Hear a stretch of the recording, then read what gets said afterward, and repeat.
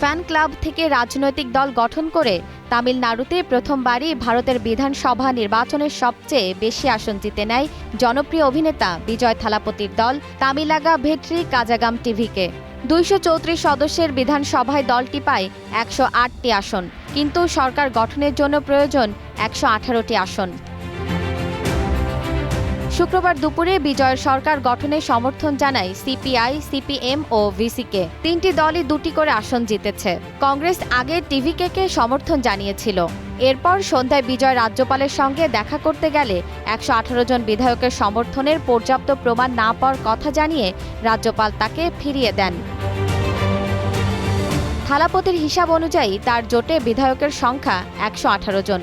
রাজ্যপালের কাছে প্রাপ্ত হিসাব অনুযায়ী বিজয়ের ভোটের আসন সংখ্যা 116, অর্থাৎ সংখ্যাগরিষ্ঠতা থেকে এখনও 2 আসন দূরে রয়েছে টিভিকে।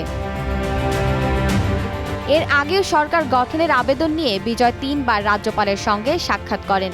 তবে রাজ্যপাল প্রতিবারই প্রয়োজনীয় সমর্থনের চিঠি দেখতে চান। তিনি স্পষ্ট করে জানান, 118 জন বিধায়কের সমর্থন সম্পর্কে নিশ্চিত না হয়ে কাউকে সরকার গঠনের আমন্ত্রণ জানাতে তিনি রাজি নন।